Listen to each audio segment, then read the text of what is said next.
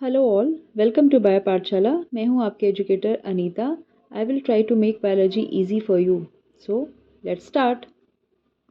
Now this is the PYQ on the topic that we have discussed in the previous lecture. The answer of this question is option number B, premolars. Premolars जो हैं वो temporary teeth में absent होते हैं। ये जो picture आप देख पा रहे हो this is of permanent tooth. इसमें से अगर प्रीमोलर्स हटा दें so that are the formula of temporary teeth. Second जो क्वेश्चन है that is related to human dentition और इसका राइट आंसर था बी, थीकोडॉन, डाइफायोडॉन या हेटेरोडॉन डेंटिशन ह्यूमंस में क्या होती है, ये सब हमने प्रीवियस लेक्चर में अच्छे से एक्सप्लेनेशन के साथ कर लिया था। First of all we will draw a diagram of tongue. So जो जीभ है ना बेटा वो पीछे फेरिंग्स तक जाती है। सो सामने हमें जो नज़र आता है that is only the oral part of the टंग। बाकी जो फेरेंजियल पार्ट आता है टंग का वो हमें सामने से नज़र नहीं आता। सो देख लो हमारी जीभ कितनी लंबी होती है। जो लोग कहते हैं ना कि पर्टिकुलर किसी को कि हाँ तुम्हारी जीभ लंबी है, so now you are a biology student, now you must know that जीभ जो है सभी की लंबी होती है, किसी किसी की नहीं, right? So, as the portion that I am drawing are the papillae. Now, later I'll explain the different types of papillae. First, let us complete this diagram.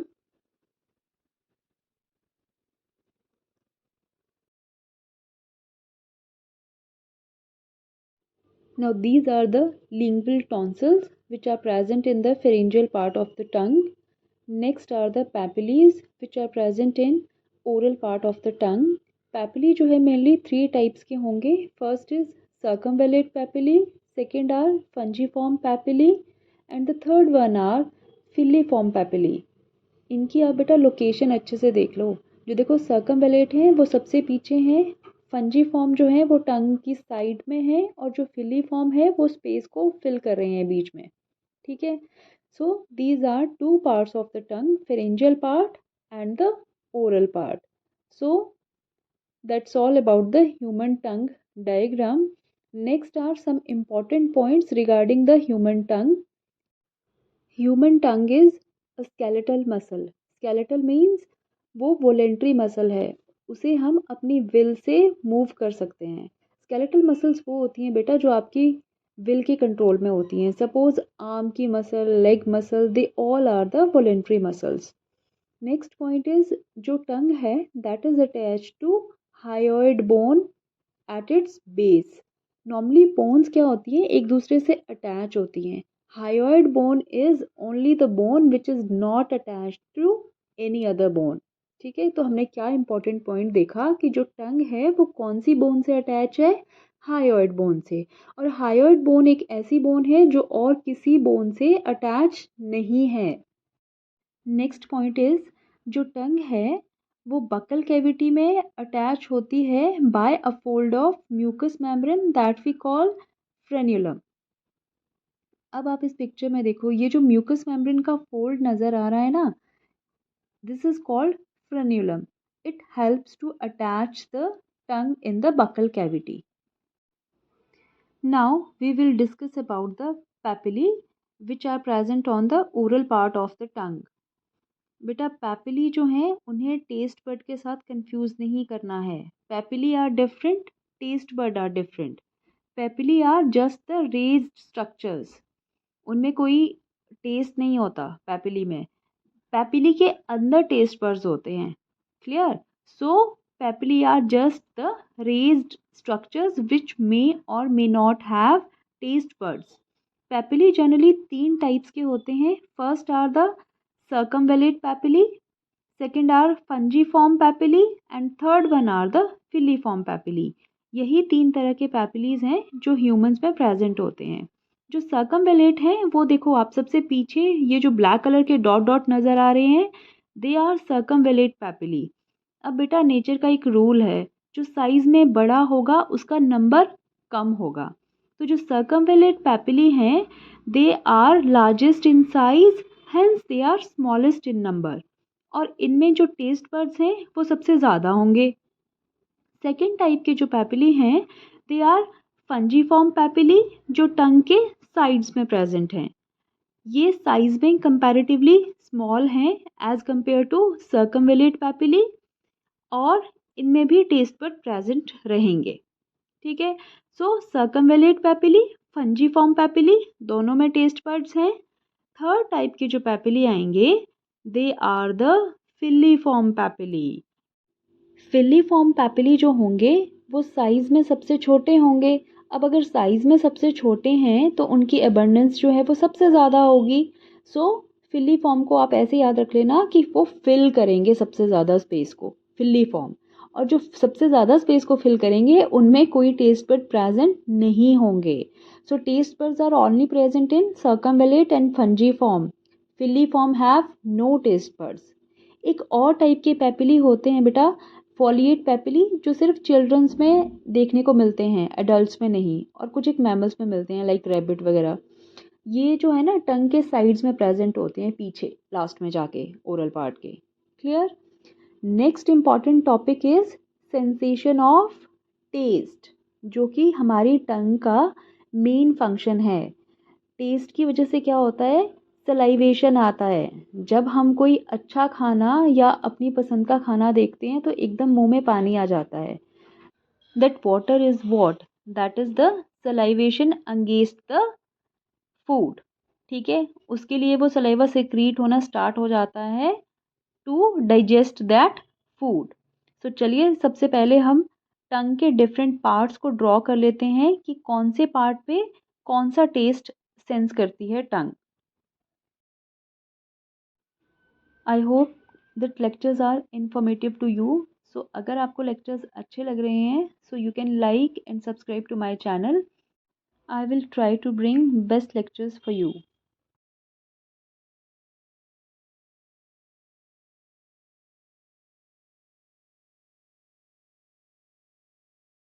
Now these are different regions of the tongue that give sense of different taste. Generally बेटा 4 तरह के test होंगे जो टंग बताती है हमें। They are sweet, salty, सार and bitter. अब देखो आप इनको कैसे याद रखोगे। सबसे आगे जो टंग में टेस्ट आएगा दैट इज़ स्वीट। ठीक है, फ्रंट टिप पे जो टेस्ट आएगा दैट इज़ स्वीट। अब जो बिल्कुल पीछे टेस्ट आएगा दैट इज़ बिटर। ठीक है, सो फ्रंट पे हो गया स्वीट, पीछे हो गया बिटर, आगे मीठा, पीछे कड़वा। अब बच के दोनों जो एस एस से स्टार्ट होते हैं, सॉल्टी एंड सार। अगर आपको दोनों को लेके कन्फ्यूजन है कि पहले कौन सा आएगा और बाद में कौन सा आएगा, तो उसके लिए मैं आपको एक ईजी ट्रिक बता देती हूँ। ईजी ट्रिक क्या है कि इसको अल्फ़ाबेटिकली याद रखना। देखो दोनों एस एस से हैं, वहाँ कन्फ्यूजन होगा। नेक्स्ट लेटर जो है ऊपर ओ है, नीचे ए है। सो इसको ऐसे याद रखना बेटा कि जो अल्फ़ाबेट्स होते हैं वो कहाँ से स्टार्ट होते हैं, that starts with the letter A. तो जो ए है, ए वाला है, वो पहले आएगा। ठीक है, एस ए पहले आएगा, एस ओ बाद में आएगा। Clear? Next are the functions of tongue. First is taste, जो कि हमने काफ़ी अच्छे से एक्सप्लेन कर लिया। सेकंड इज स्पीच, टंग बोलने में भी बहुत हेल्प करती है। And third important function is swallowing of food. Swallowing of food कह लो या बोलस कह लो। Bolus is food plus saliva, and swallowing of food is known as deglutition. Deglutition is the term used for swallowing of food. Next important part of alimentary canal is pharynx. It is 13 to 14 centimeter muscular tube, and it is common passage for air as well as food. Pharynx ऐसा reason आएगा जहाँ पे खाना और हवा दोनों जाके मिलेंगे। ठीक है, सो इसको हम एक डायग्राम की हेल्प से समझते हैं। Now see, this is the buccal cavity suppose, and this is the nasal cavity. Now see, posteriorly they are joining at a common opening, that opening is called the pharynx। और ये pharynx आगे जाके फिर से bifurcate हो जाएगी बेटा दो में। One is wind pipe and another one is food pipe. और इसको आपने कंफ्यूज नहीं करना है बेटा कि विंड पाइप आगे है या पीछे है। ऐसे याद रखना है। देखो फूड जो है वो हैवी होता है तो वो कहाँ पे होगा, पीछे। हवा वाली पाइप आगे, क्योंकि अगर हवा वाली पाइप पीछे कर दी तो वो दब जाएगी फूड के नीचे। तो ऐसे याद रख लेना कि जो फूड वाली पाइप है, जो विंड पाइप है, वो आगे है और फूड पाइप पीछे है। क्लियर? अच्छा, अब इस फूड विंड पाइप में क्या होगा कि एक ओपनिंग होगी, that is called as glottis. ये ओपनिंग जो है एक कार्टिलेजिनस फ्लैप से क्लोज्ड होगी। The name of that flap is epiglottis. क्या कह रही हूँ मैं कि जो ग्लॉटिस है वो ओपनिंग है विंड पाइप की, और वो किससे कवर्ड होगी, एपिग्लॉटिस से। क्या रीज़न है क्यों ये क्लोज्ड होगी एपिग्लॉटिस से? देखो ग्लॉटिस में क्या है, हवा जाएगी, है ना। जब हम खाना खाते हैं तो वो फूड पाइप की जगह विंड पाइप में ना एंटर कर जाए, उस टाइम पे क्या करता है, एपिग्लॉटिस जो है ग्लॉटिस को कवर कर देता है। याद रह जाएगा। देखो विंड पाइप आगे है, फूड पाइप पीछे है। विंड पाइप की जो ओपनिंग है दैट इज ग्लॉटिस। इसको ऐसे याद रख लेना कि गला, जो गला है उसकी ओपनिंग है ग्लॉटिस, और उसको कवर करने के लिए ऊपर से दिया हुआ है एपिग्लॉटिस। ठीक है ना। ग्लॉटिस हम रेस्पिरेशन वाले चैप्टर में पढ़ेंगे कि that play important role in production of sound also. Next part is oesophagus. जो pharynx हैं that posteriorly open into the esophagus, and esophagus is also a long tube which extend posteriorly through the neck, thorax and diaphragm and open into a J-shaped bag-like structure called stomach. ये बेटा NCERT की line है, इसको word to word अच्छे से याद रखना कि ईसोफेगस जो है नेक, थॉरिक्स और डायफ्राम से होती हुई कहाँ पहुँचती है, स्टमक में। अच्छा, अब नेक और थॉरिक्स आपके लिए कॉमन टर्म है, डायफ्राम हो सकता है कुछ बच्चों के लिए न्यू टर्म हो। So diaphragm is not a bone या something else, it is also a muscle. ठीक है। अब देखो बेटा ईसोफेगस में ना कोई डाइजेशन होगा फूड का, बिकॉज इसके पास डाइजेस्टिव ग्लैंड्स ही नहीं हैं। It only have mucus gland, so that कि अगर कोई हार्ड खाना है तो वो इधर उधर कहीं फूड पाइप में ना लग जाए, इसलिए इसमें क्या रहती है, mucus gland. So peristalsis are what, they are the muscle contraction which help in passage of food from oesophagus to stomach, right? Now see, suppose this is the esophagus और यहाँ टॉप पे अभी आपका खाना है, सपोज बोलस इज हेयर। ठीक है। तो अब क्या होगा, इसकी जो आउटर वॉल्स हैं इनमें मस्कुलर प्रेशर क्रिएट होगा, मस्कुलर कॉन्ट्रैक्शन होगी, और इस कॉन्ट्रैक्शन की वजह से क्या होगा कि जो ये बोलस है ये थोड़ा डाउनवर्ड डायरेक्शन में शिफ्ट हो जाएगा। सी, लाइक दिस। इस तरह से फूड जो है वो कहाँ पहुँच जाएगा, स्टमक में। ना बेटा कई बार देखो क्या होता है कि हम अनवांटेड कोई चीज़ खा लेते हैं, या कई बार इनडाइजेशन की वजह से हमें वोमिटिंग आ जाती है। तो वोमिटिंग में क्या होता है, that is known as reverse peristalsis और एंटी पेरिस्टालिसिस। जो मसल कॉन्ट्रैक्शन है वो अपोजिट डायरेक्शन में होगा, that is called as anti peristalsis. So hope this all is clear to you.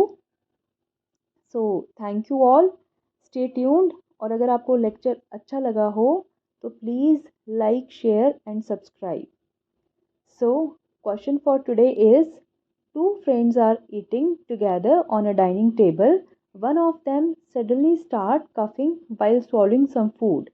This coughing would have been due to improper movement of A. Epiglottis, B. Diaphragm, C. Neck, D. Tongue. So hope you know the answer. If you know the answer, then write in the comment box. Otherwise, I will explain it to you tomorrow. Thank you. Stay tuned. Bye bye.